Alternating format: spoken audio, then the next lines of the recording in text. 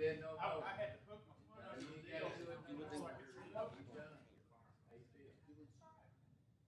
Now what had to be doing is my period. You cut. My wife had a hip. Yeah, you told me. And she's doing it. It's there. I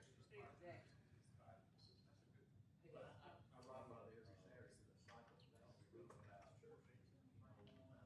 Like this one? Oh, that's been part of substation on Monday. Yeah, she always said something about that. That other building is tight. Hey, Mr. Matt, how you doing? I'm doing great. How are you, brother? Good. I saw the picture. You sent it to you? I don't even know when I would take it. How are you Yes, doing? sir, I'm good. Good. I don't know where you are. I said cousin Cousin. Okay. Did you not hear it? I said cousin Cousin. We got a chair. I see. Yeah, I made arrangements to get y'all chairs. They need it. I like y'all. You sit up. I'll be right back. I'm on my cell phone.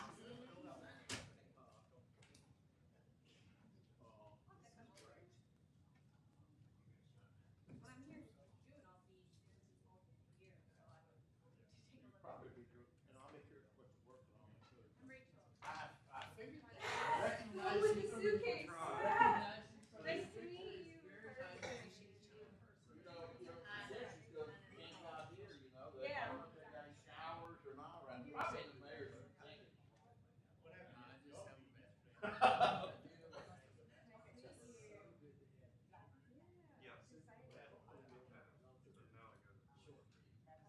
No worries. I'm hoping to learn a lot from you, Nate. So someone like me. They should get them online and watch them. Yeah.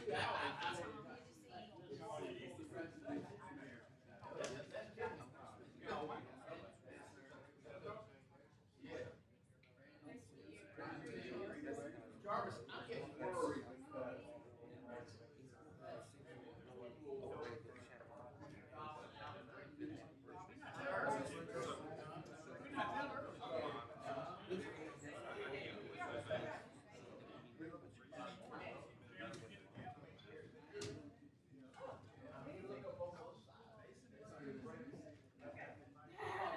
Sounds good.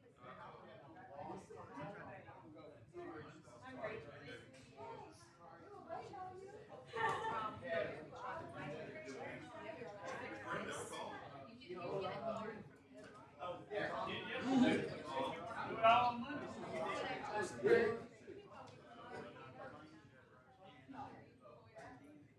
Yeah. You got a quorum, man. going to the record. Well,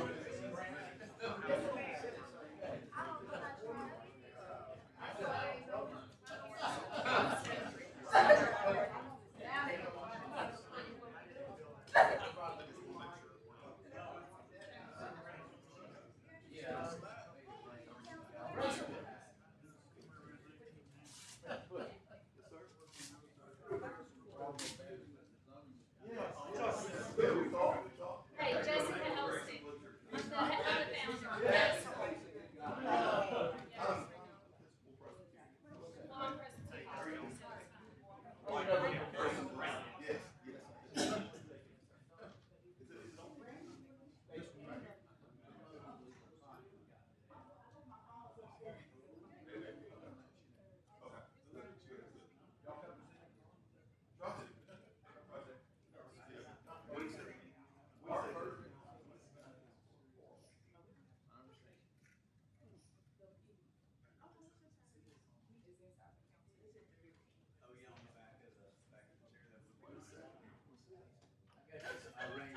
what's this? Hey, listen. Slow ride?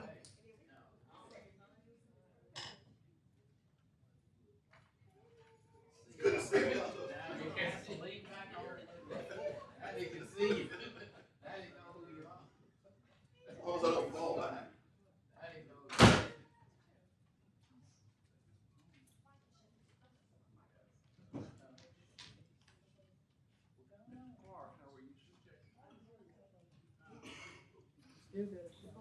That's nice.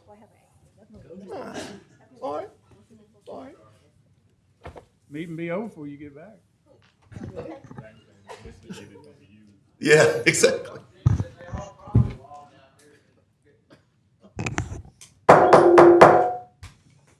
The Shreveport City Council meeting is now called to order. I'm going to ask Councilman Jackson if he'll give the invocation, and Councilman Gray will lead us in the Pledge of Allegiance.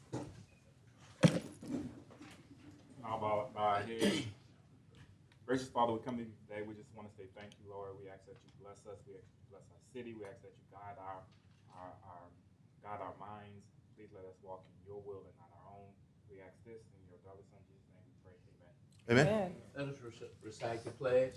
Pledge allegiance to the flag of the United States of America and to the republic for which it stands, one nation, under God, indivisible, with liberty and justice for all.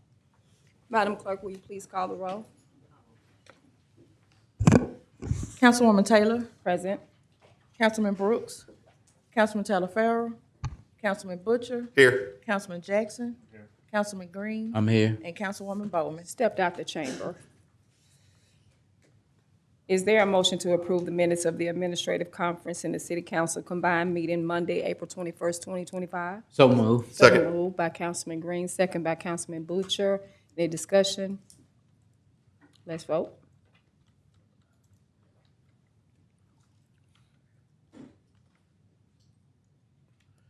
That passes with 4. Does any council member have any awards, recognitions, or distinguished guests not to exceed 15 minutes? Madam Chair. Yes. Chief Reese here yet? Chief Taggart? Chief Reese here? He's outside, sir. I'd like to talk to him real quick. Ms. White, would you check out and see if members of Alpha Kappa Alpha out in the lobby? Check and see if they're here. Okay.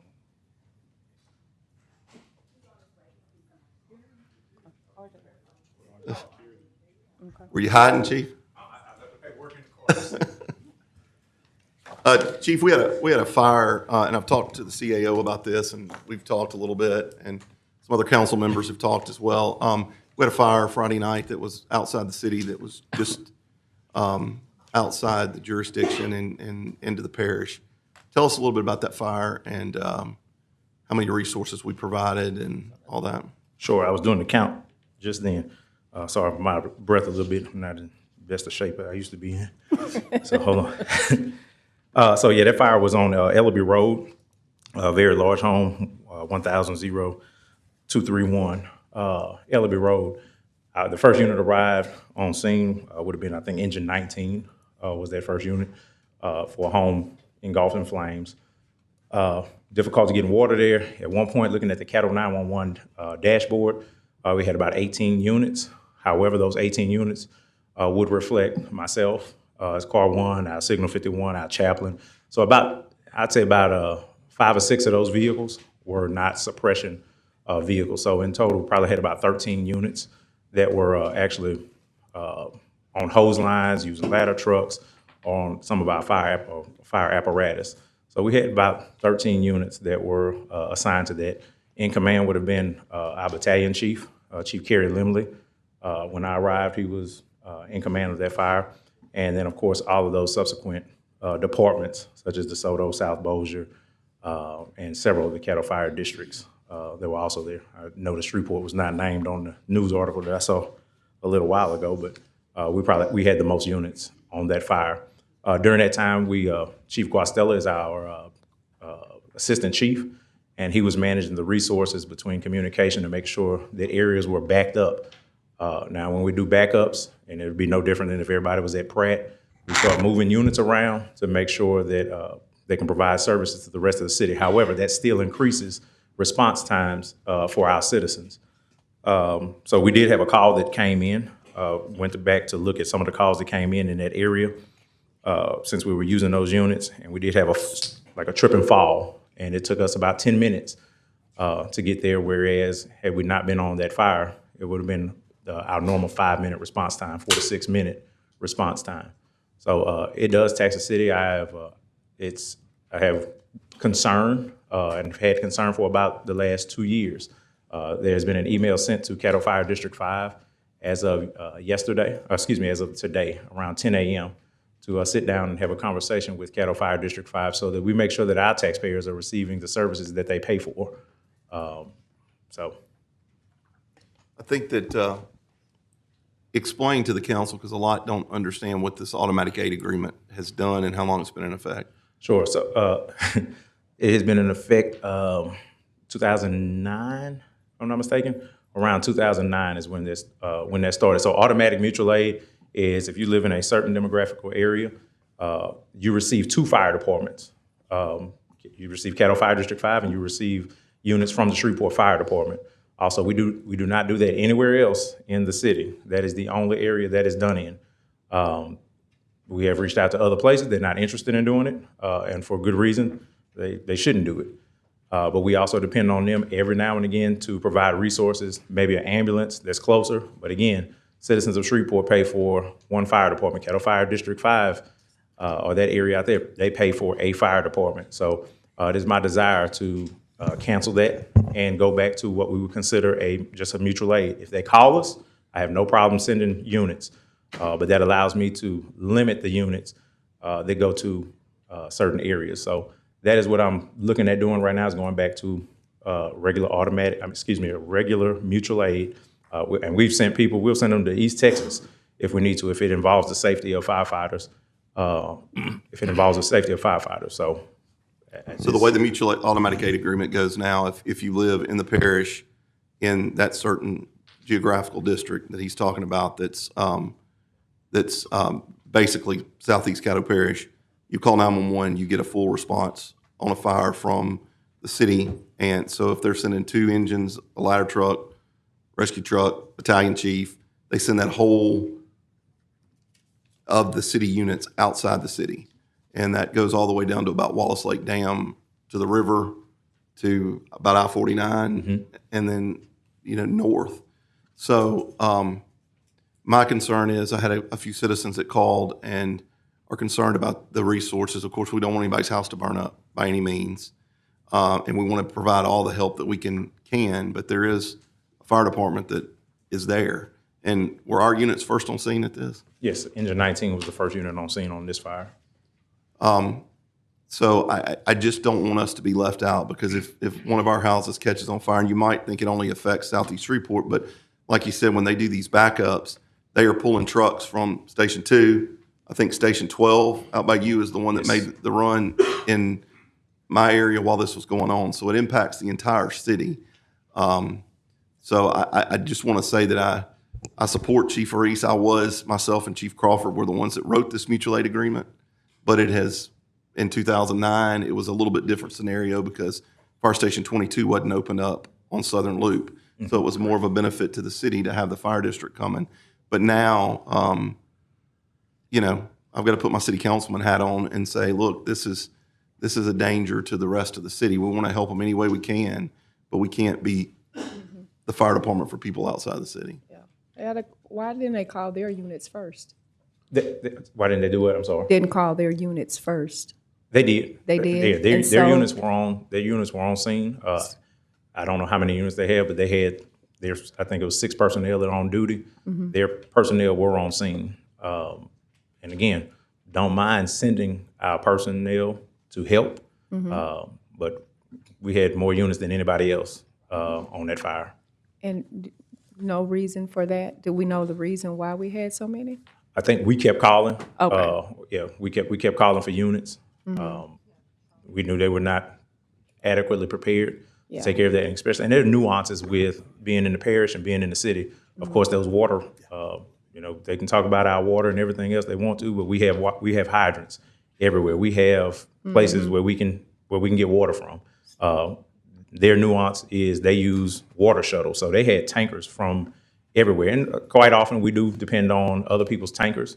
So if this would be a good segue, if y'all want to buy tankers, let's get some tankers, and we don't need it. If we want to buy a couple of tankers, that would be great. Yeah.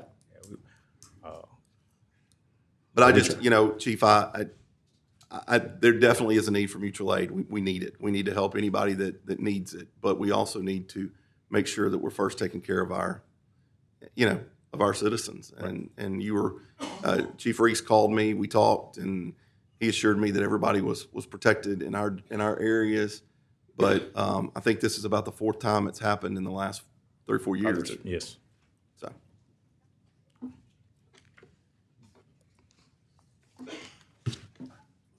Ed? the one other question I have is with that mutual aid agreement, I remember from being part of it that the council did have to vote on that mutual aid agreement. Do we have to rescind it? I've asked the council clerk to produce that agreement. Probably so. Probably so. If we had to vote to get into it, we probably have to vote to get out of it. But I'll have to check the terms of the agreement. Okay, thank you. And I will have that conversation with Chief Brand. Like I said, I've sent him that email. He does want to have a sit-down conversation. So I will have that to where we don't ruin any type of relationships. Right, and that's not the intent of this. Our CAO lives in Fire District 5, so I want to make sure he has, I want him to have good coverage. Yes, sir. All right. Thank you. Thank you. Madam, hey, Chief. Madam Clerk, Madam Chair. Did the council vote for the agreement, or did you all make a mutual agreement? That was well before my time. I have no. I believe that it was came to the council in 2009, and they did approve it, but it was on a more limited basis. It was one truck going to them automatically and us sending, but then it morphed into where we're sending. More about it. Okay. Yeah, and then actually, thanks to Chief Reese, we were doing EMS as well. So we were sending both units to EMS, but I think at the first of the year, you ended that, and that was never part of the original agreement either. We've had some amendments or some changes over the years. Okay, thank you. Does any other council member have any awards, recognition, or distinguished guests? Okay. Mayor Arsenault, do you have any awards, recognition, or distinguished guests not to exceed 15 minutes? I do have somebody that I'd like to introduce you to. Rachel, Okay. would you come up?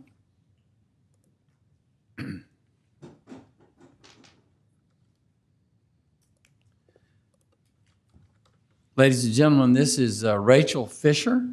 Ms. Fisher is a student in the Graduate School of Design at Harvard University. She has an undergraduate degree in architecture from Barnard College, which is Columbia University, and also a degree in undergraduate degree in Jewish studies. She will be a Harvard University fellow with us for 10 weeks starting June the 9th, and will be assisting the city attorney and us to develop additional plans and for fighting blight in the city of Shreveport. She's eminently qualified to do what she's doing. She's just, in fact, her suitcase is here with her. She has just arrived. She'll be here to arrange housing over the next couple of days, and then she'll leave us for about 3 weeks and come back in June. But I'm sure you'll end up spending some time with Ms. Fisher, and we look forward to her being here. We're actually very excited to have her, and that's who she is, and she'll be back on the 9th of June. Awesome, Thank you, Ms. welcome. Fisher. Great. Thank you, guys. Thank you so much. Mayor Arsenault, do you have any communications of the mayor relative to city business? I do. Today, the city of Shreveport sold the remaining $29 million of general obligation bonds approved by the voters in 2021. The bonds were sold at an average, yes. It actually gets better, Madam Chair. The bonds were sold at an average interest rate of 4.74%. Great. Which is better than we had anticipated. You may recall that we had some delays because of the volatility in the bond market, and those delays apparently paid off, and our advice from our financial advisors and bond counsel paid off, so we got a very good deal. The result of that is the bonds were sold at a premium, which means we'll actually collect about $600,000 more than the $29 million, so that is probably good for our police station and our Yes. substation. That's So, good, absolutely. I wanted to let you know that. They're part of a public, they're part of the public safety proposition that was passed by the voters of Shreveport with your encouragement in 2021, or many of your encouragements in 2021. And we're very excited about it. We had a really good team, bond counsel, financial advisors that were participating in this. They did an excellent job. Awesome. The news. Texas Street Police Station can finally come down. Thank you so much. Okay, all right. Does any member have any questions or concerns relative to property standards for Mr. Green? Mr. Mayor, did you have anything else? I'm sorry. I do not, Madam Chair. Okay. So, Mr. Green? I have one thing, Madam Chair. Yes. Did you contact the post office? No, I didn't contact. Well, they mowed it today. They must have heard us talking. It's raining, so I do understand everybody. No, is- it's mowed. Okay. They must have heard Councilman Butcher talking They about did. it. You know, I think that several years ago, this was brought up again before, I think, in our first term, Councilman Green. And I think the postmaster came up here, if I'm not mistaken.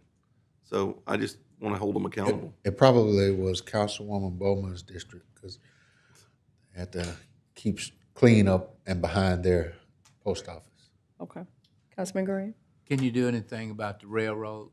I have a question about that. I think that's going to be for Jarvis.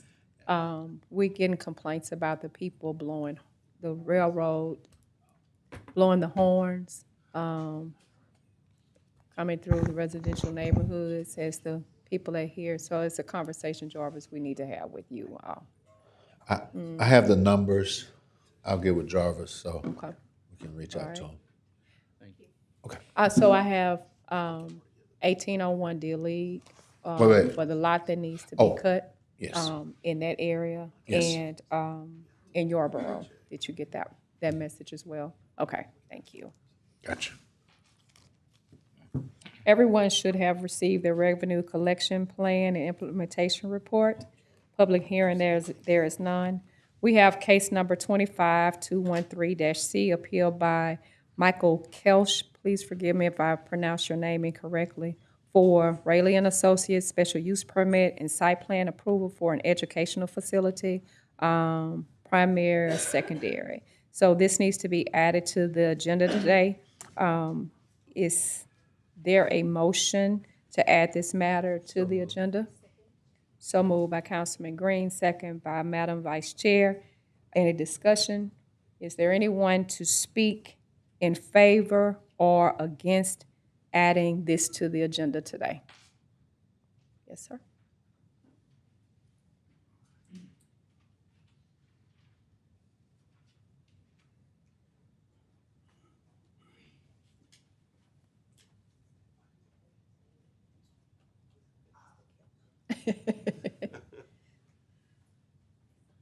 Mr. Kelch, it was just a little exercise for you today, and see if you can make your way down here.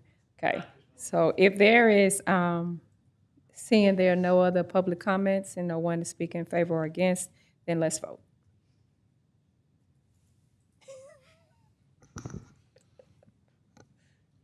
And that passes with 7. Okay. And so we will take that up towards the end of the meeting. Madam Clerk, will there be any other legislation to be added today? No, ma'am. Today, we will hear public comments on agenda items only, and we have the following requests, and that will be handled by Madam Vice Chair. You have 3 minutes, and please state your name and address for the record. Thank you. We have Mr. Sammy Mears.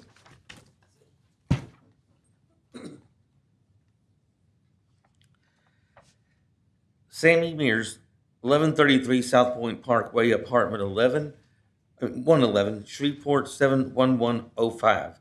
Today I'm speaking on resolutions 9A55 and 9A66.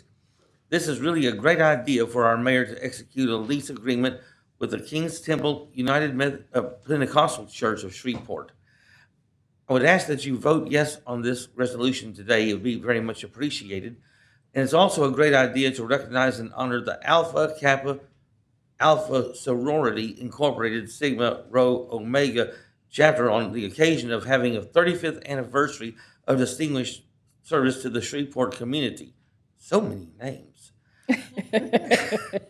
Please vote yes on both of these resolutions if you would today. It would be very much appreciated. You'll make a lot of people very happy. bunch of names. Thank you, Thank Sammy. you. This concludes public comments. Okay. There are no items under consent agenda for introduction or to be adopted. Madam Clerk, please proceed to regular agenda legislation. Resolution 54, authorizing the mayor to execute an act of donation between the city of Shreveport and the parish of Caddo. So moved by Councilman Green. Second. Second by Councilman Talaferro. Any discussion? Let's vote.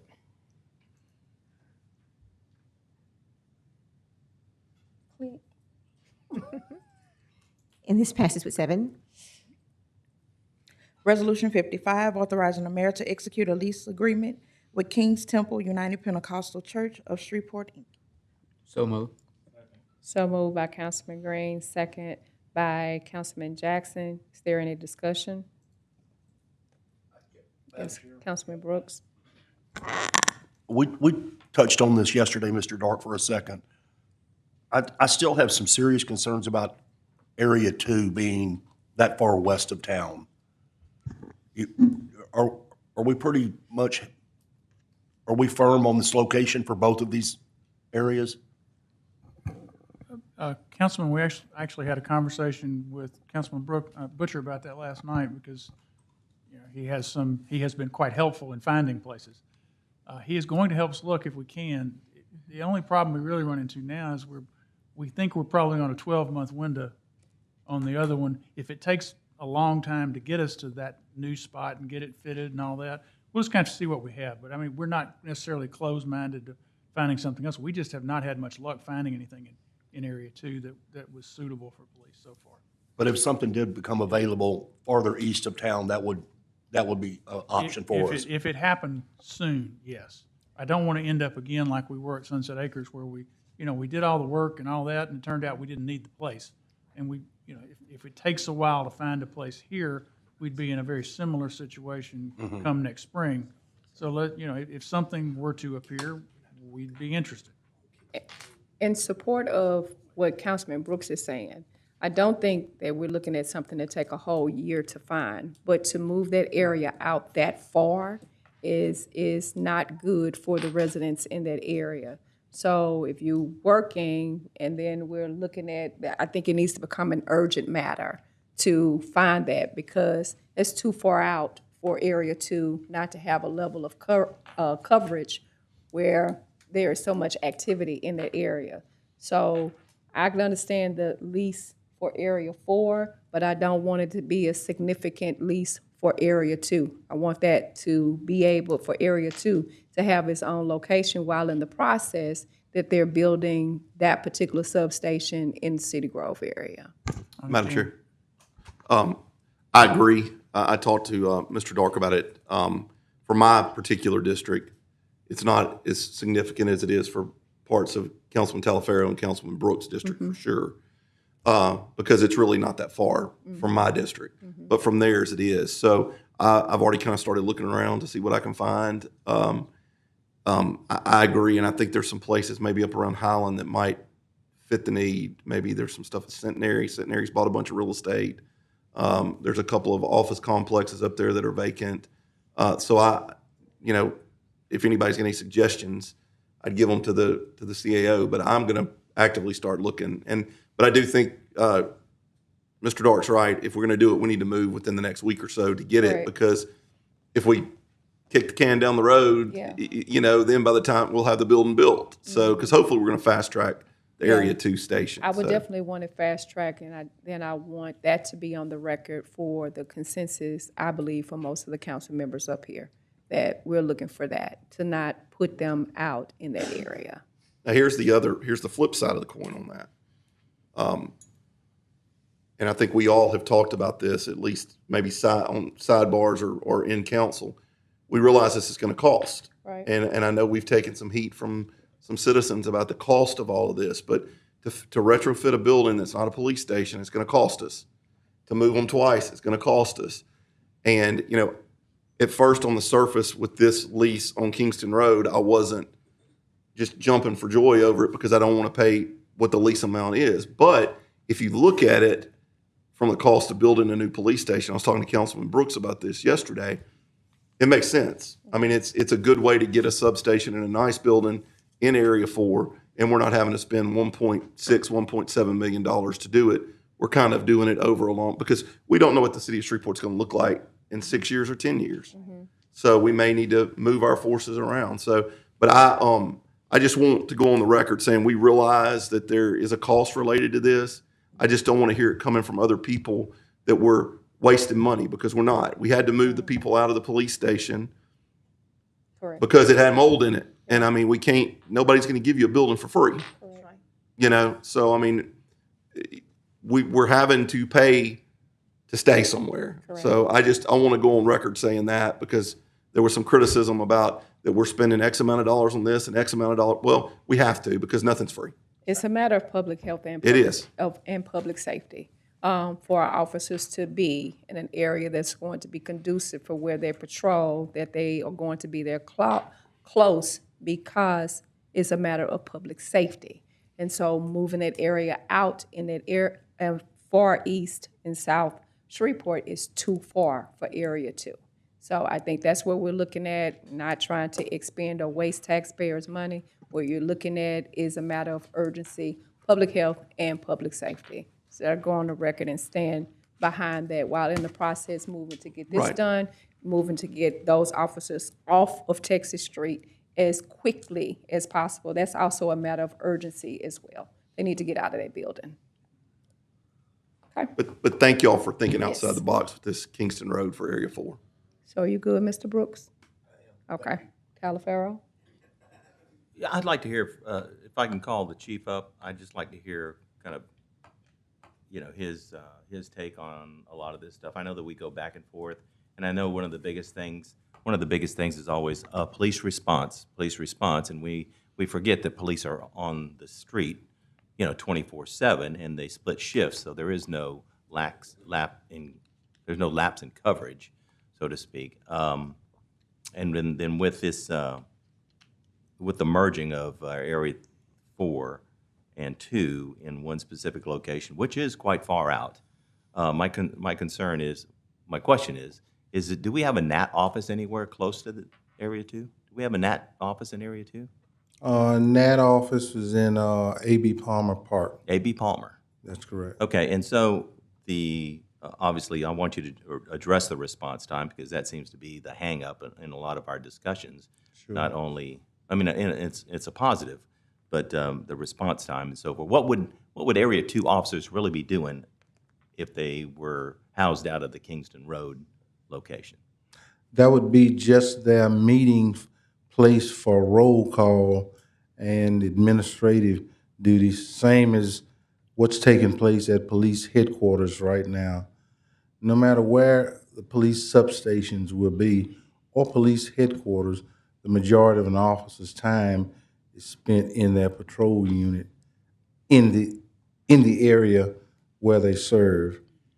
Where the substation is going to benefit you most in response time is the travel time to and fro. For instance, from 1234 Texas Avenue to Southern Hills, you're looking at a 15-minute ride, 2 times a day going and coming.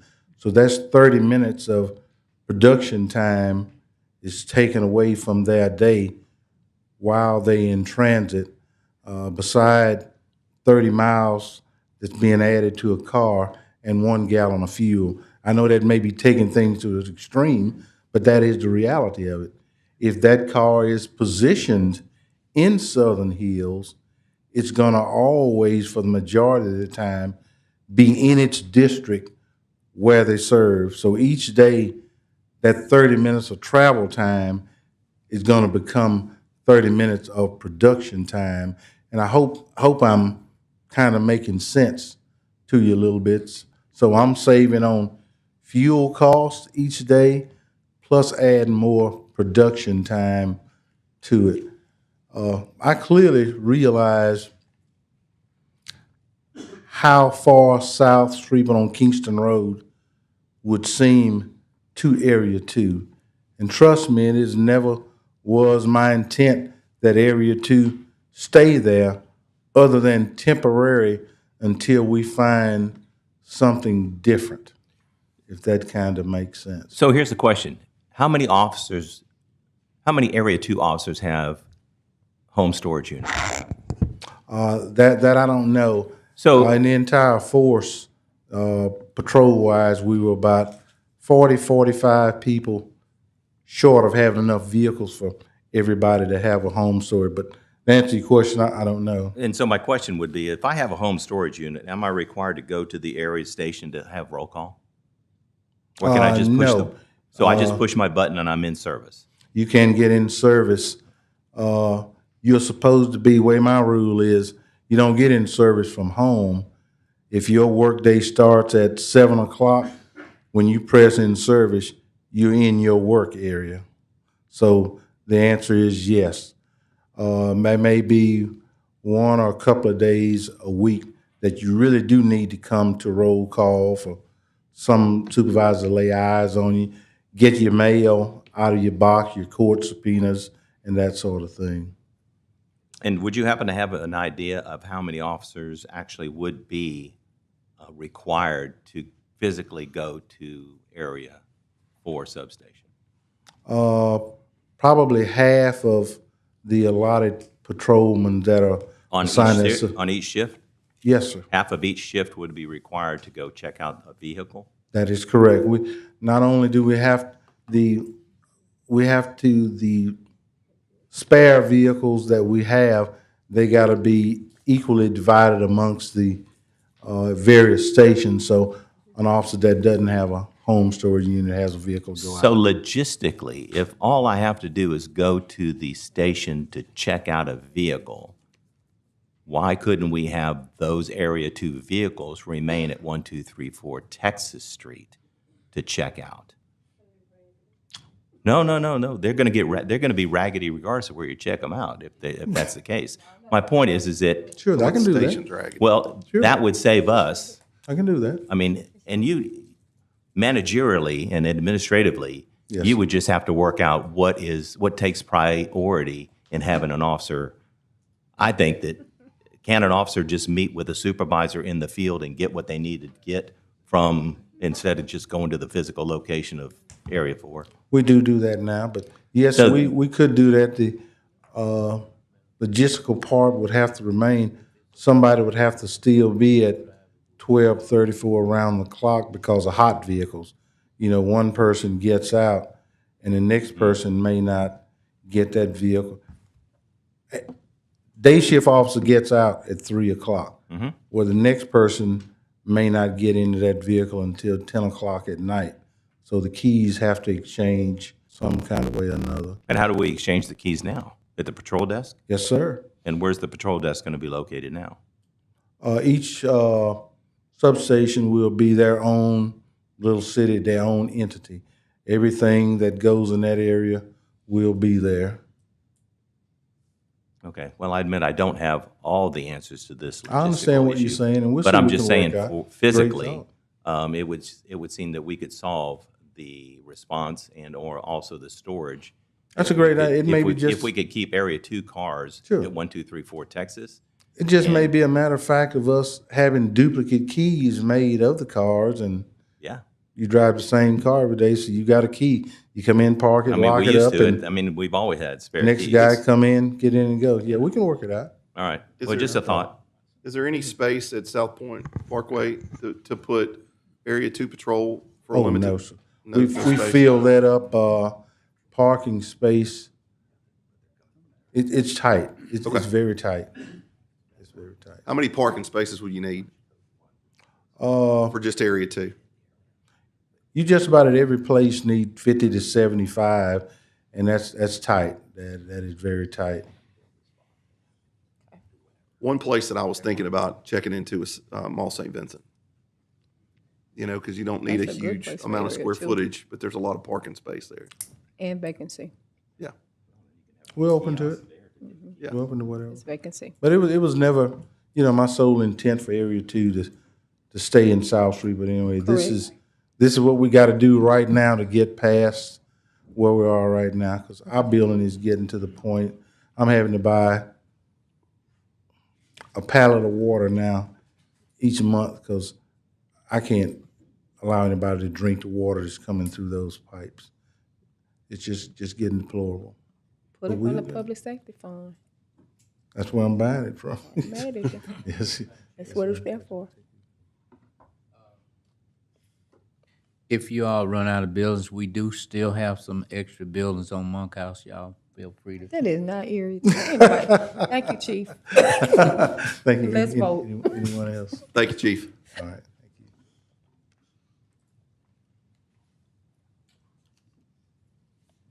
And that passes with 7. Resolution 56, authorizing the mayor to execute an agreement with Ford and Tabata to provide professional engineering services.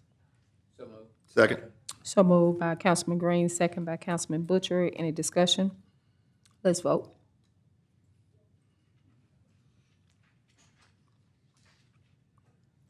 That passes with 7.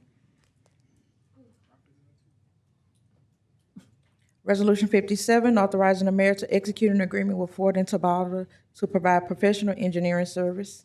So moved. Second. So moved by the chair, second by the vice chair. Any discussion? Let's vote.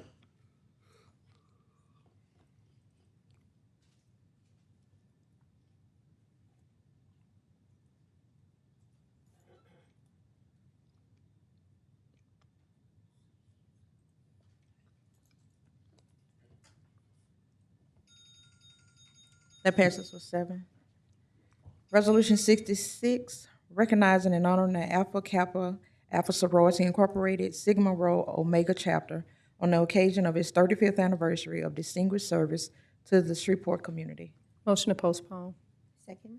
Motion to postpone by the chair, second by Madam Vice Chair. Any discussion? Madam Clerk, we're gonna do this on the 23rd. Let's vote.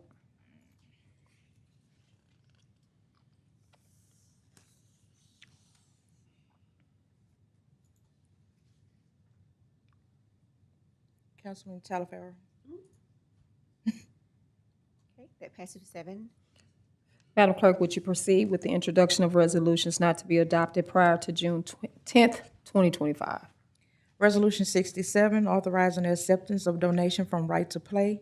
And Resolution 68, authorizing a request to be made to the Louisiana Department of Natural Resources, Louisiana State Mineral and Energy Board to seek public bids for an oil, gas, and mineral lease involving a property located in District A, described herein, and to execute the lease for certain mineral interests owned by the city of Shreveport, and to authorize the mayor to execute any and all documents related to the intent of this resolution. So moved for introduction by Councilman Green, second by the chair. Mr. Dark, I actually like to have a discussion with the individuals who plan to lease this Okay. in District A. I think Mr. Stadlander's here, and he can arrange that with you. Okay, thank you, sir. Madam Clerk, would you proceed with introduction of ordinances not to be adopted prior to June 10th, 2025? Ordinance 33, amending the City of Shreveport, Louisiana 2025 Capital Projects Fund budget, appropriating the funds authorized herein. Ordinance 34, authorizing an encroachment in the city's public right-of-way located at 500 Fannin Street, as more fully described herein, and to authorize the mayor or his designee to execute an encroachment permit with the state of Louisiana and the Office Facilities Corporation. Ordinance 35, to amend various sections of Chapter 10 of the Code of Ordinances of the City of Shreveport, Louisiana, relative to renewal terms of alcoholic beverage handling employee cards and retail alcohol permits. Ordinance 36, to amend Sections 10-45, subsection B and C of the Code of Ordinances of the City of Shreveport, Louisiana, relative to approval and disapproval of applications for temporary permits. Ordinance 37, repealing Section 26-269 of the Code of Ordinances. Ordinance 38, to amend Section 38-4, Housing and Property Standards of the City of Shreveport, Louisiana Code of Ordinances relative to definitions. Ordinance 39, levying and authorizing the collection of various taxes totaling 17 mills per dollar on all properties subject to ad valorem taxation within the City of Shreveport, Louisiana for the year 2025 in the amounts and for the purposes described herein. Ordinance 40, levying and authorizing the collection of a tax of 11.318 mills per dollar on all properties subject to an ad valorem taxation within the city of Shreveport, Louisiana for the year of 2025 for the purpose of paying principal and interest on outstanding general obligation bonds of the city of Shreveport. And ordinance 41, levying and authorizing a collection of a tax of 9.040 mils per dollar on all properties subject to ad valorem taxation within the bounds of the Downtown Development District of the city of Shreveport, Louisiana, as defined by Louisiana Revised Statute 332740.38 for the year 2025 in the amounts and the purposes described herein. So moved for introduction by Councilman Green, second by the chair. These ordinances have been introduced. Madam Clerk, please proceed with ordinance on second reading and final passage. Ordinance 27, amending the 2025 Community Development Special Revenue Fund budget. So moved by Councilman Green, second by Councilman Brooks. Is there any discussion? Let's vote.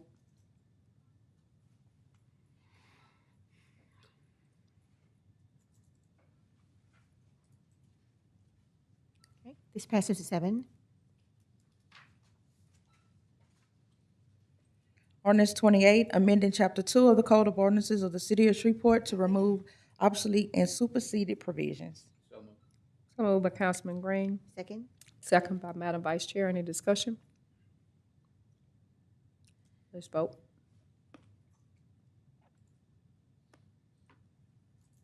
That passes with 7. Ordinance 29, to amend Section 94-138 and 94-141 of the Code of Ordinances concerning wastewater permit regulation for food service establishment. So moved by Councilman Green, Second. second by the Vice Chair. Any discussion? Let's vote.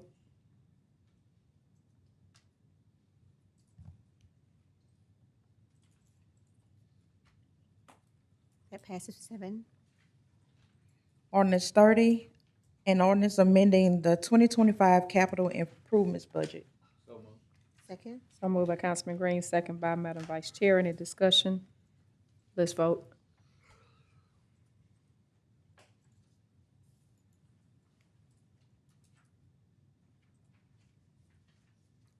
That passes with 7. Ordinance 31, an ordinance closing completed capital projects in accordance with Section 2-476 of the Code of Ordinances. So moved. So moved by Councilman Brooks, second by Councilman Butcher. Any discussion? Let's vote.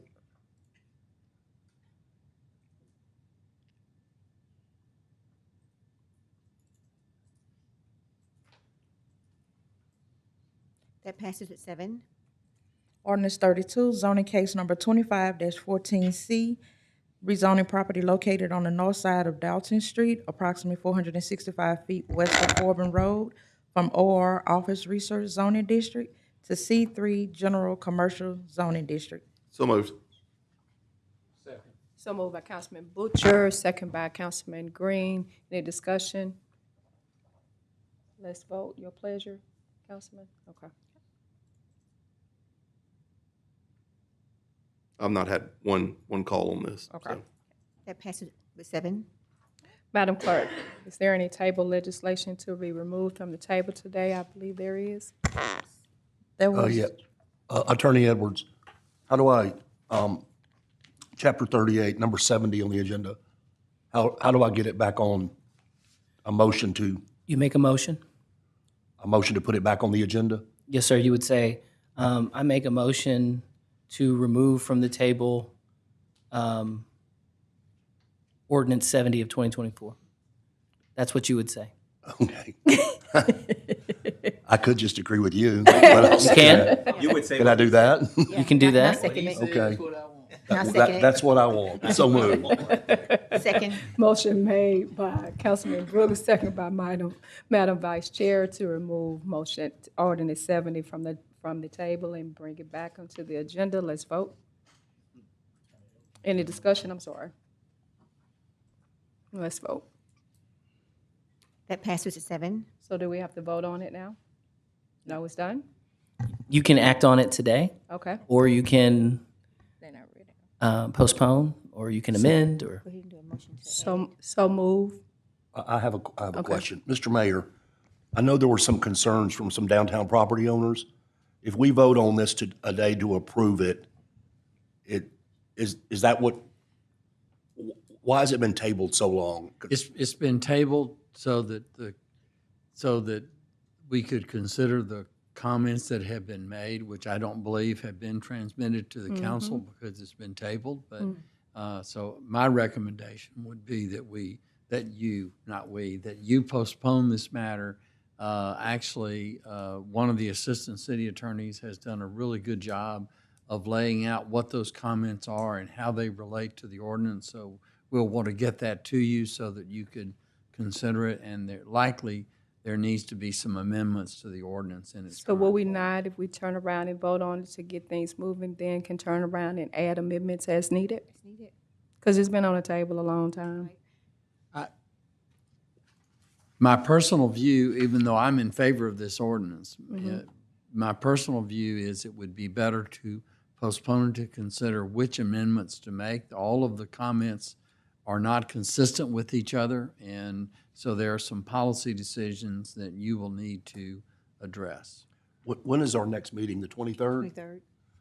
I don't want to push this down the road too far, but I will motion that we postpone until the next meeting. Second. Motion by Councilman Brooks, second by Councilman Butcher.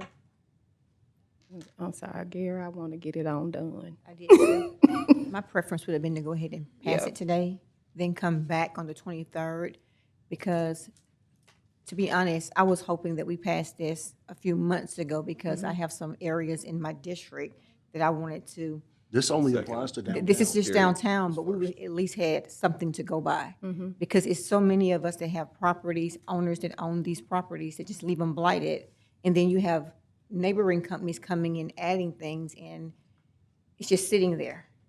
Right. So that would be my preference also. Well, I'm still going to motion to postpone until the next meeting. I'll second it. So, Marcus, if we don't want to postpone it, then our vote is no. If you do not want to postpone, you vote no. Okay. All right. If you do want to postpone, you vote yes. Okay. And then they have to make it, if that fails, then they make a motion to approve, right? That's right. Got you.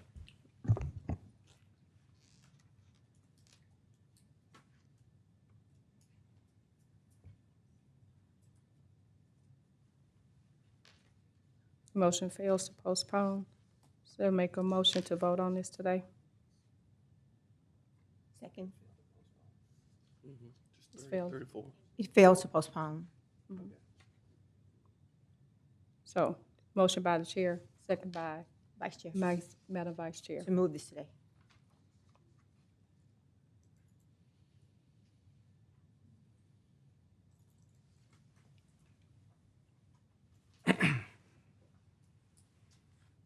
Okay, and that passes to 7. Madam Chair, Yes. should we remove Resolution 144? Can that be removed by us, or was that a mayoral? It's been there since 2024, and I don't agree. think, We want to remove that from the table? can we, Yes, you can remove that from the table. but then what do we do with it? I mean, you can't withdraw it because it was a mayoral resolution, right? It can be withdrawn by a vote, but it's also expired. But you can remove it. You can remove it from the table. Public safety emergency, correct? Yeah, from 2024. 2024. That's correct. Yeah, so I make a motion to put it back, to remove from the table. Second. So, moved by Councilman Butcher, second by Councilwoman Taylor. Okay, so I want to make a substitute. Can you do it both, Marcus? You can do it on one. Okay, all right, that's fine. Let's vote.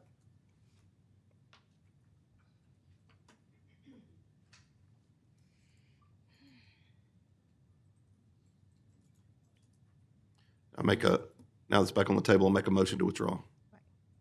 That passes to 7. Okay. Second, to withdraw. Our numbers are going down.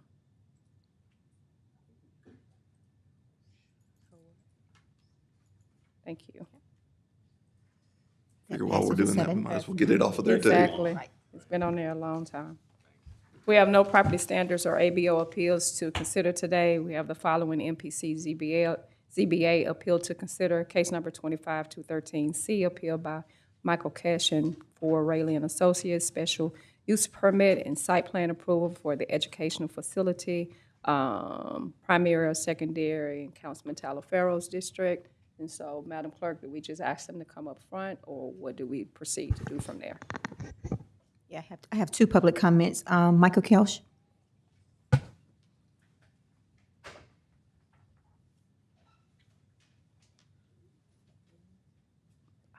How many minutes does he have to speak? 3.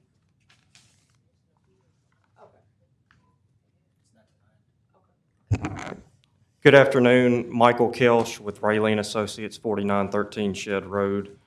First of all, I want to thank y'all for hearing us today. We really appreciate it.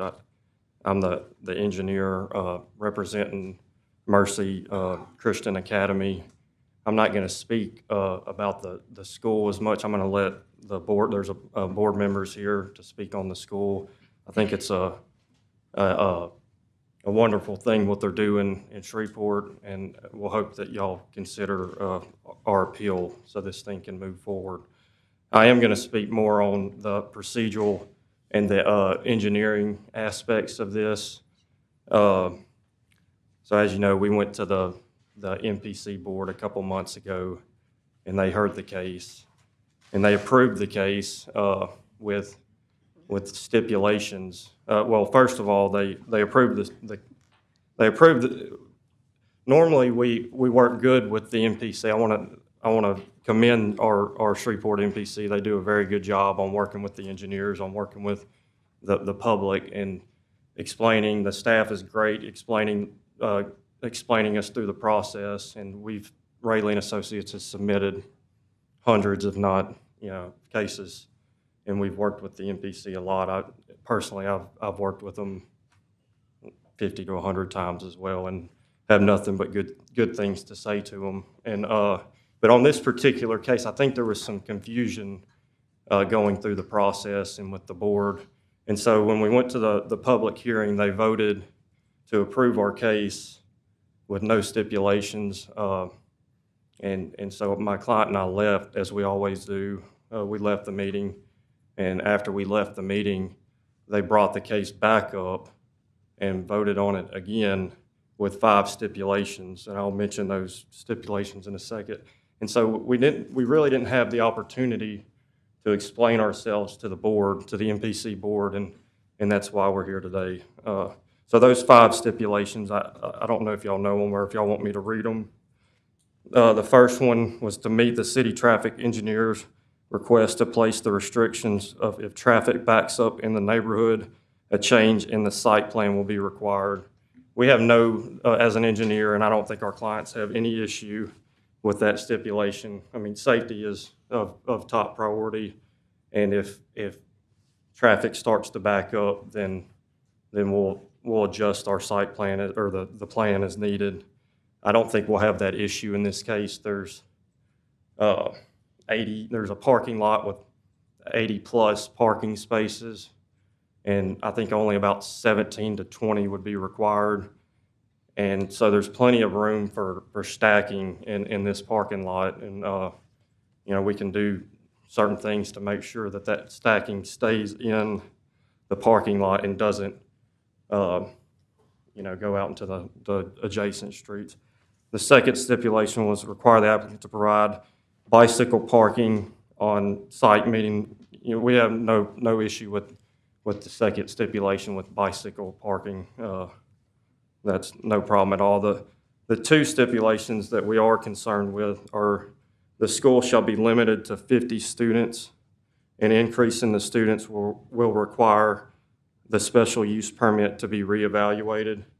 That's a big concern for our clients because they're pumping in, and I'll let him address this, but millions of dollars to renovate this church that they're turning into a school, and they can't make that investment with the stipulation of as it goes past 50 students that they have to get reapproved. And just a background, the school, the plan is 200 max students. They want to be K through, they're going to start out as just elementary, kindergarten first, and then eventually move to K through 8th.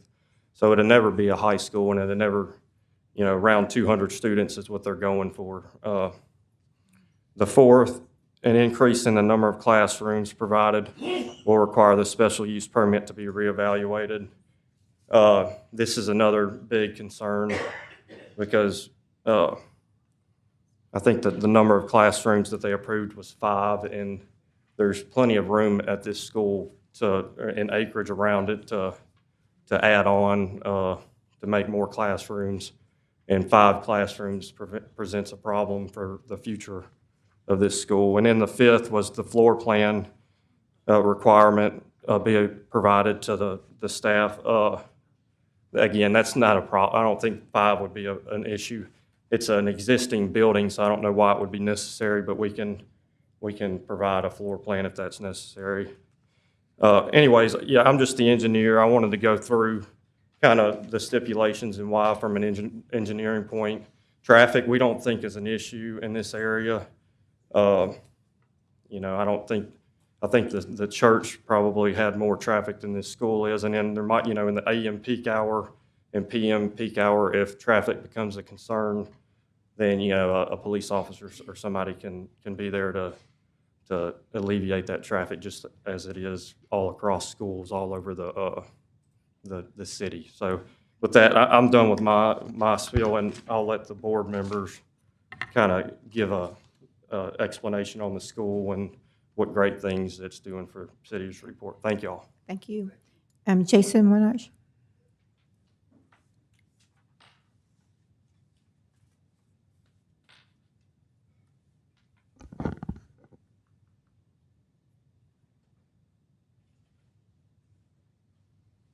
Hi, everyone. Thanks for your time. Am I able to put something on here that y'all can see? I just brought it.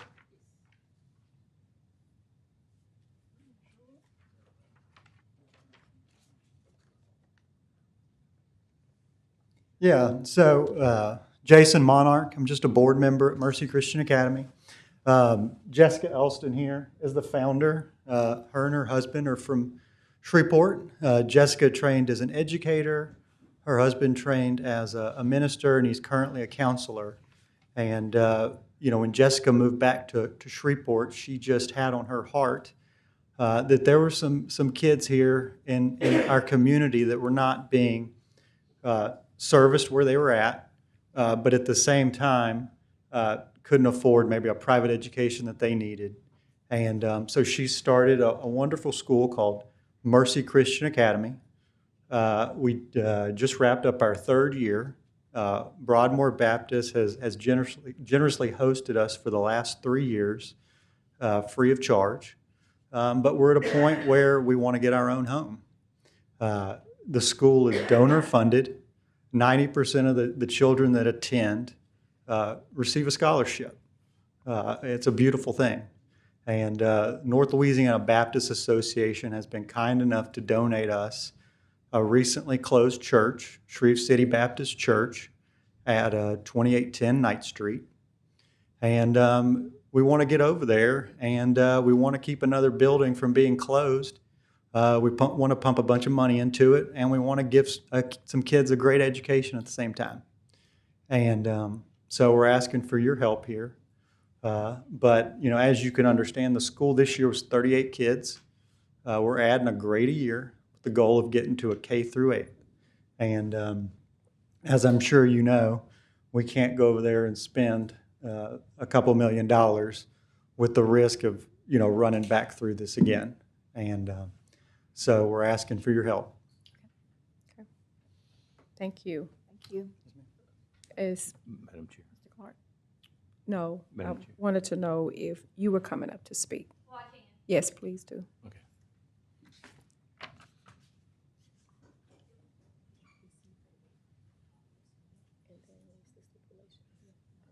not really sure what the stipulations. Good afternoon. You could state your name. Hey, and address I'm for the Jessica record. Elston. Hi, Jessica. I have this because I'm speaking at our closing benediction tonight. So I don't have a prepared speech for you. We're I actually would not looking for a prefer- prepared Yeah. speech. Just give us an overview Yeah. of of the school as Sure. he just did. Sure. So I am a public educator for many years.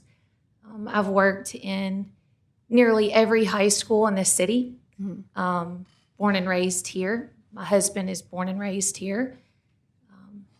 Left for a little while to go to Massachusetts and got my master's in education and decided to come back. We want people to do that. And have been working in the public school for nearly 15 years and saw things in the high school level that should not be. Students who can't read, can't write. And so I decided that I would start something totally different. And I wanted it to be done for the glory of God. Money is an issue for many people to attend a private Christian school. And so we decided that we would be a donor-driven school. Like Jason said, over 92% of our students receive a scholarship. Over 50% receive the Gold Scholarship, which is a coverage of 75% of their tuition cost. Mercy Christian truly is a miracle. And we don't want you to stop that, right? We don't want this stipulation to end the traction that we've had. So we want to keep moving forward, and we want to be able to renovate this building that was given to us. I want to be able to go to the parents tonight at closing benediction and tell them that we are, moving forward with this. We will have 52 students at our school next year. Like Jason said, we've had 38 this year. We have grown slow and steady. The first year we had 10. The second year, last year we had 27.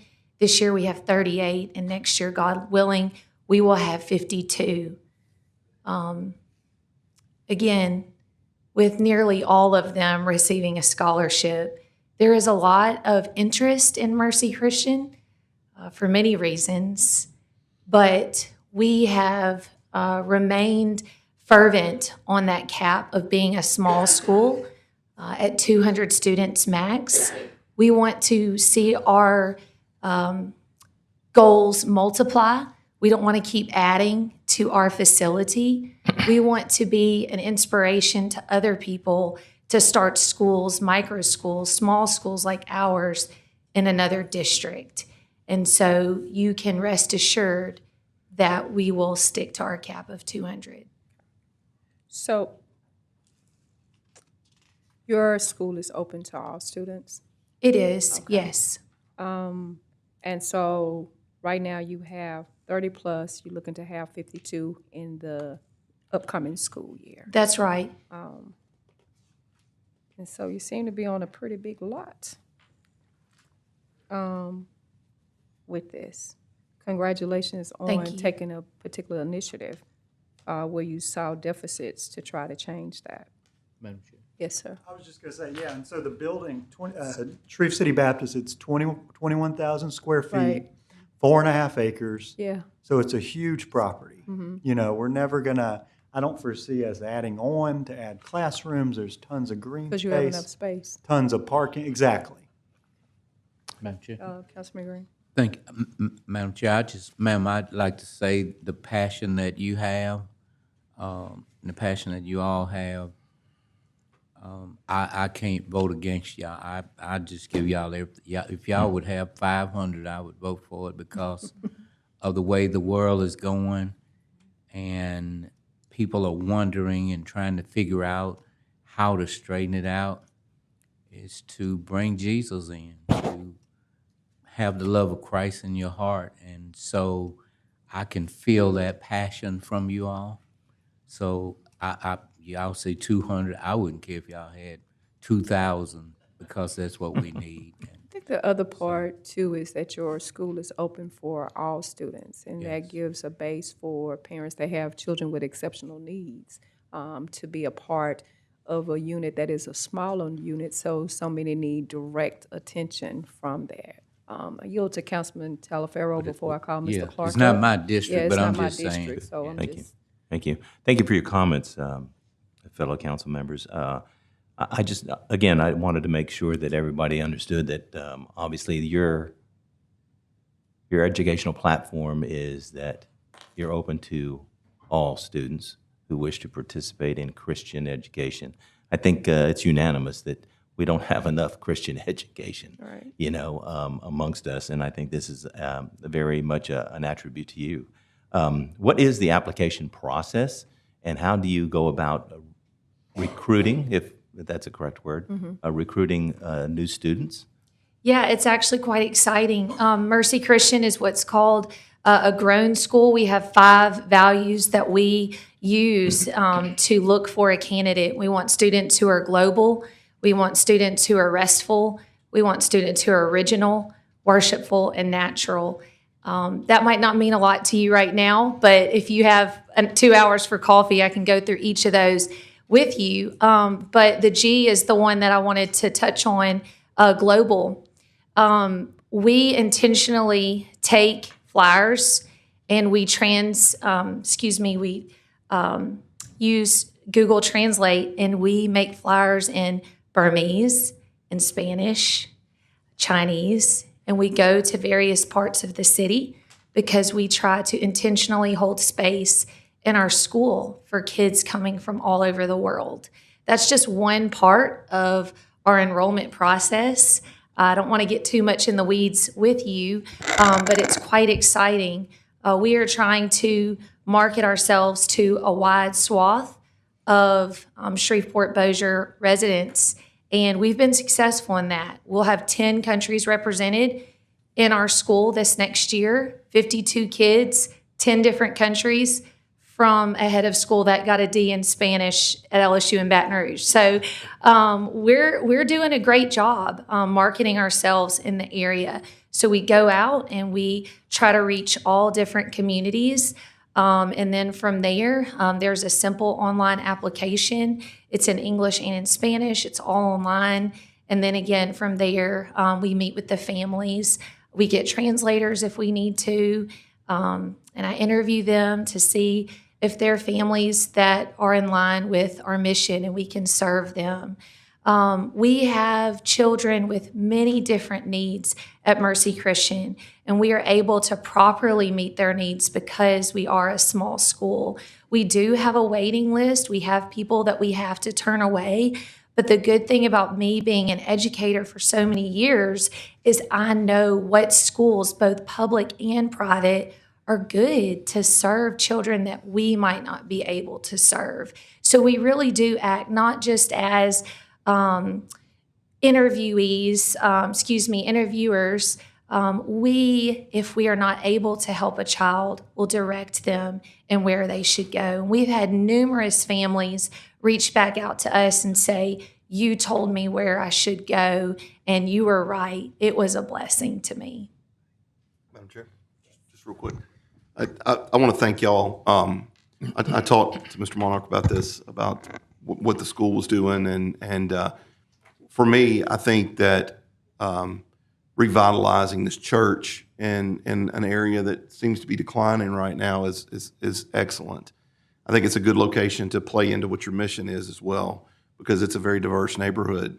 And I'm the father of a hearing impaired child, and it was very difficult for her to acclimate into public schools. Right. And we had to send her to a private school, and it was costly. It was costly with 2 kids. But she was able to go and graduate with honors from Centenary and be productive because of that. And a mission like this is something that is needed in Shreveport, because sometimes kids just need a little extra something that they're not going to get in the public school system.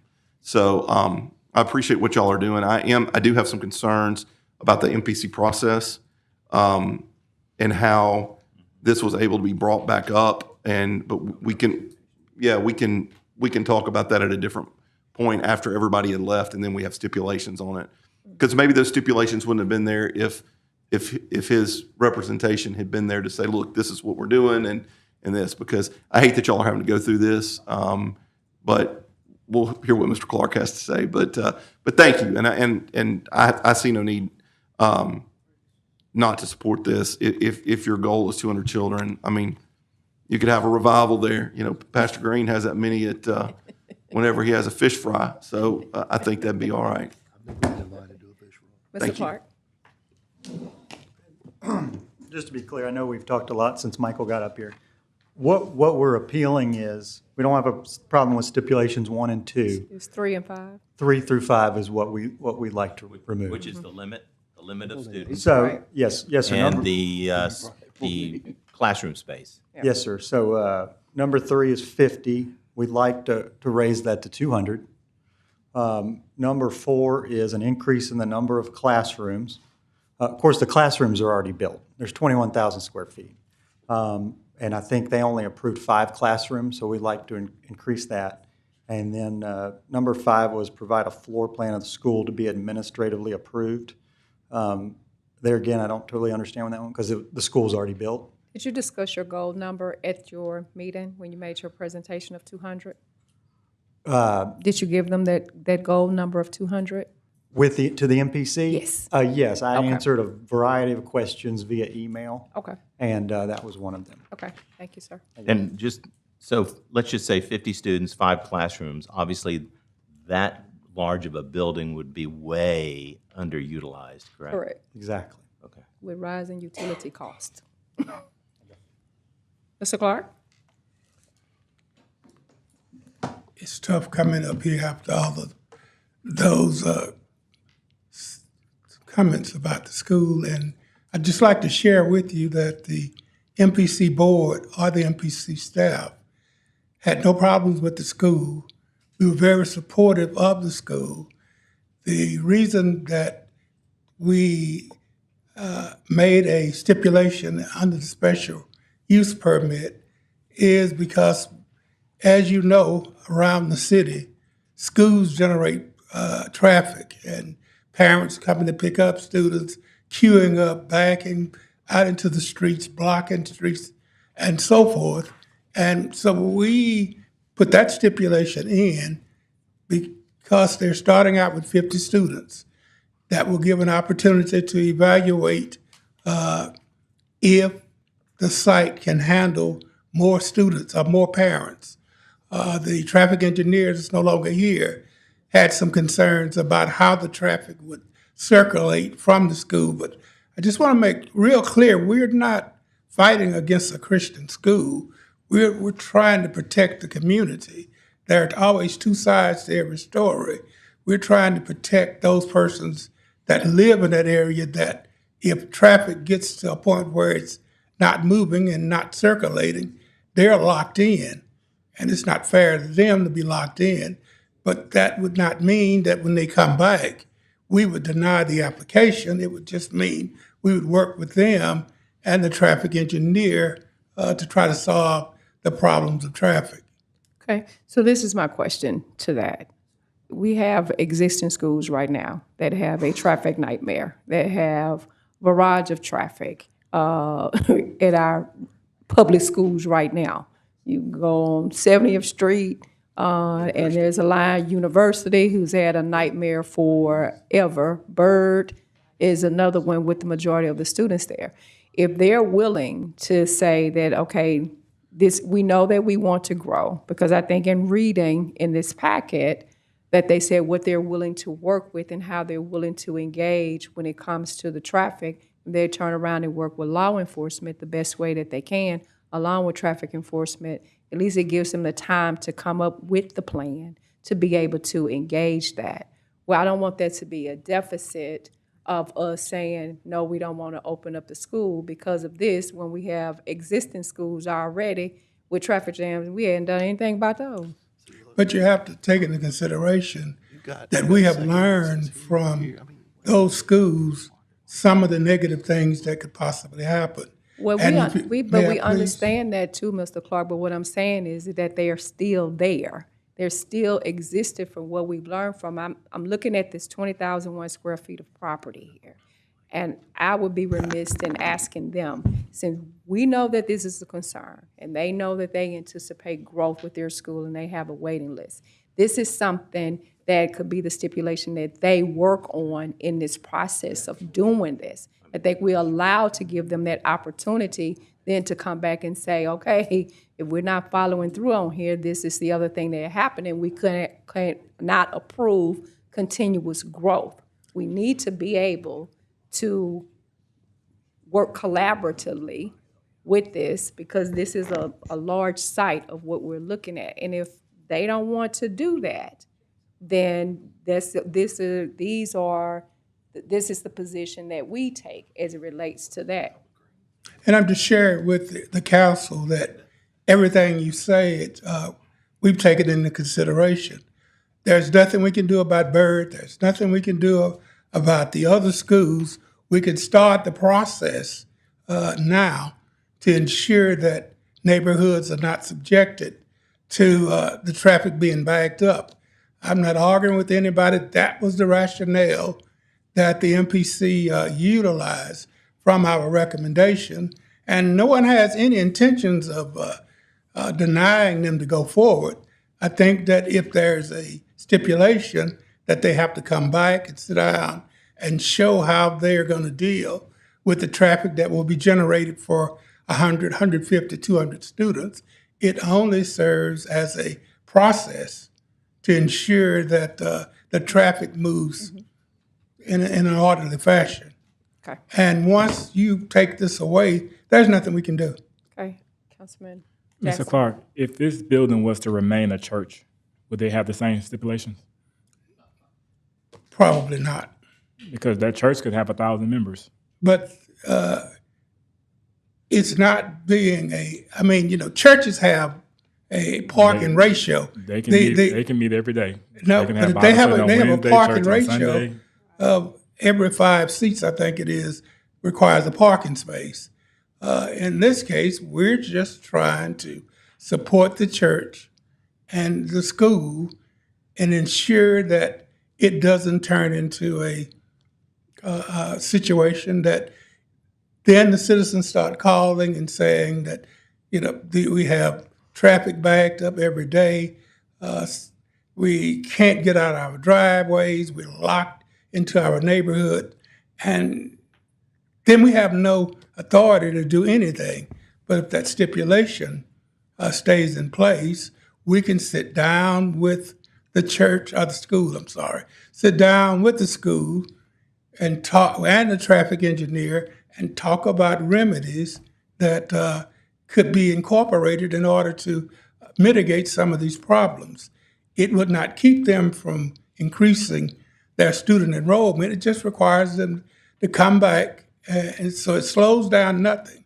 It just requires them to come back, sit down, show us the plans of how you're going to incorporate this additional traffic and ensure that that traffic is circulating. Madam Chair. Okay, you finished, Councilman Jackson.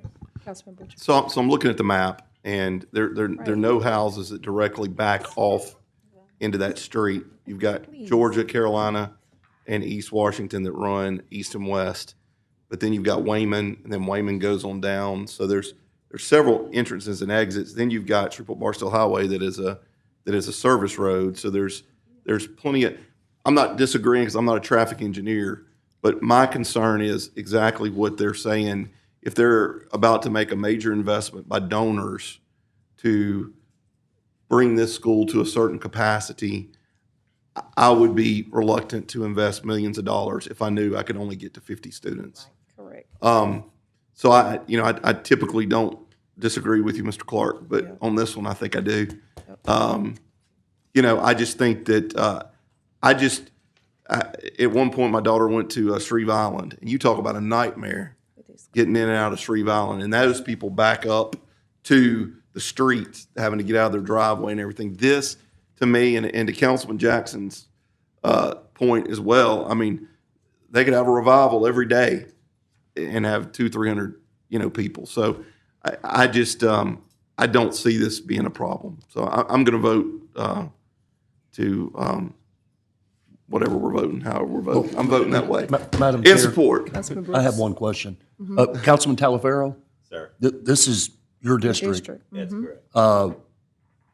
Do you have a problem? Do you see a traffic issue, or will you be okay if there becomes a traffic issue? No, I think they are responsible enough to work any issues that come before them out. I mean, we're not talking about exponential growth, within the next. I mean, I'm sure that they would love exponential growth, but it seems that their business plan is that we're taking on 50 more students, or a total of 50 students, and maybe in 2 years they get add 70. another grade. I mean, we're not talking about an influx Right. of a traffic issue, 'Cause she has a waiting within the list. next 2 or 3 years. I mean, it'd be great that we reach 200, but as far as everything that they have provided for us, and I regret that they didn't have enough opportunity to actually engage with the questions that we're entertaining now. But I see no reason to not allow them to proceed forward. I think it would be, I think 50 students, 5 classrooms is underutilizing the potential of helping a lot of students Right. in this particular area, the area of good Christian education and what it could do for our entire city and our listening inner to- city kids. And listening to Ms. Robin, what they want to provide is more direct learning, so you're gonna need classrooms, because depending on what grade level that you get in, you don't wanna overcrowd that classroom. Right. Then you take away from the entire learning and- process. yeah, you're absolutely correct. Of what they're wanting to do. And so since you all know what the situation is when it comes to the traffic, then I would say that as you said, public safety is number one priority, and it is. We don't want to impede upon the neighbors in that area. So you work along with that plan, work along with SPD, work along with the CLOs in that area, allow them to introduce themselves for those that are in that area. So you will have a workable partnership when it comes there to totally enhance and foster learning. So with that, if there's nothing else, I've seen traffic in that area. There used to be a very vibrant polling location back in the day. And the flow of traffic moves well there, so I'm going to vote to approve it also. I just wanted to share with y'all why Okay. that Thank you. Thank you, Mr. situation Clark. happened. We Thank appreciate you, it. We Clark. appreciate it. Clark. Thank you. So, Ms. Councilman Talaferro, Yes. you're gonna make a motion? Make a motion to accept the approval, of the recommendation for the school to proceed as they see fit. Minus the Can I- stipulations. Minus. Yeah, No, Let's minus do the that again. stipulations. Yeah. Minus the What stipulations. Attorney Edwards is going to say for me. Yes. What you're gonna say, Attorney Edwards, because we wanna do it minus We the want to do it right, stipulations. yes. Right. I think from the tenor of the conversation, what it sounded like to me was that you were interested in affirming the MPC's decision without stipulations Correct. 3 and 4. So 3, 4, and 3, 5. 4, 3, and 4, and 5. 5. the appeal is written, states we have no issues with stipulations 1, 2, and 5. We only have, however, we don't deem stipulations 3 and 4 to be necessary. That's the appeal as written. If that,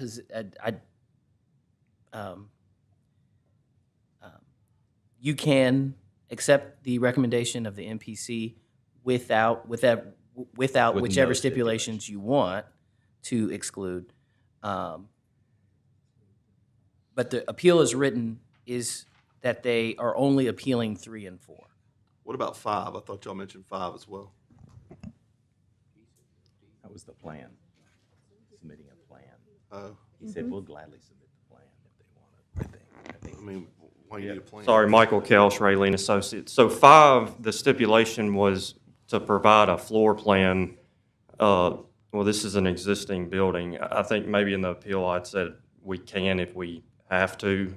I mean, we'd have to go and probably, I don't think so either. pull up an old building plan if we can find one, and that would be what we provided, because they're not, they're not adding on to the building, they're I just think making if they have to do renovation. that, they can come back. Yeah, I You don't- I know, don't to the MPC. So, yeah. Yeah, the only thing that I would say is that since you all know that a concern is traffic, is that you all would work with law Right. enforcement, and traffic engineering and neighbors to remedy how you all are going to do that as growth continues for Yes, your ma'am, school. and I believe they're willing to, and stipulation 1 still Mm-hmm. states that if it backs up into the neighborhood, then a plan will have to be.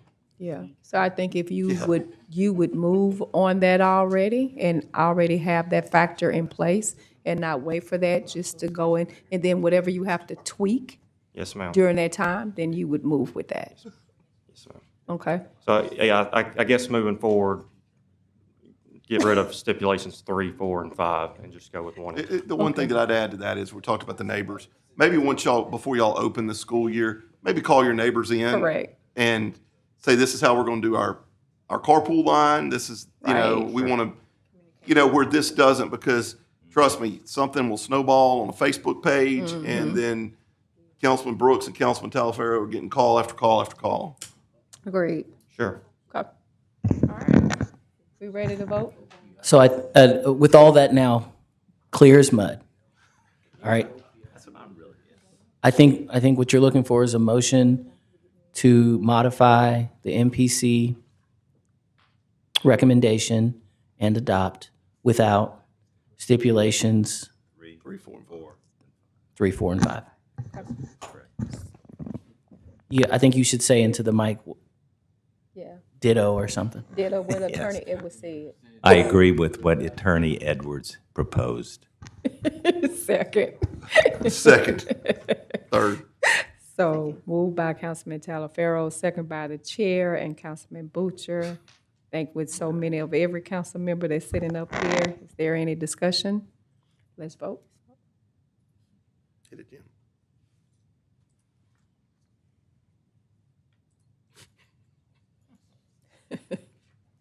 That passes with 7. Congratulations. Madam Are- Chair, Madam Yes. Chair. Yes. May I Wait, take hold a on. moment of personal? Sure. Excuse me.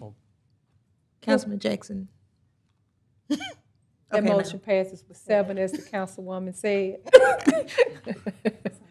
Mr. Mayor. I've had the privilege of knowing Ms. Elston since she conceived this idea, and when she said it was truly a miracle, it's truly a miracle, so thank you very Yes. much. You have that passed with 7 in the support of the mayor. All right, congratulations. Gary went to kindergarten there, Councilman Brooks.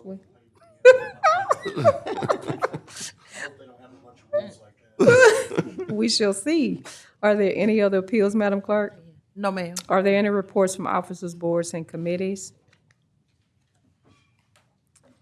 Madam Clerk, is there a clerk's report? Chief, I do think that Councilman Brooks wants to speak to you afterwards about the situation in Howland, to put that on the record with some concern that was there. Mayor Arsenault, do you have any additional communications? I did have one. No, ma'am. She has something. Oh, you do? I'm sorry.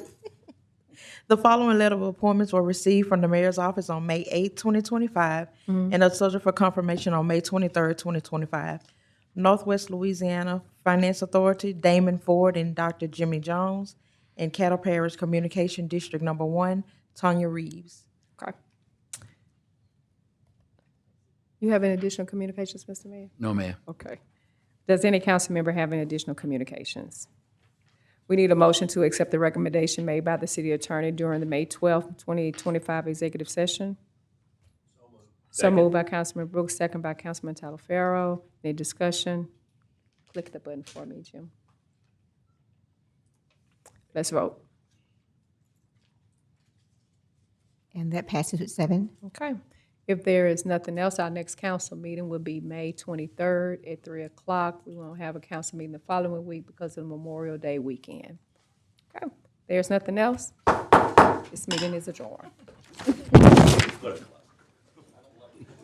You earned your money today. Thank you, Marcus.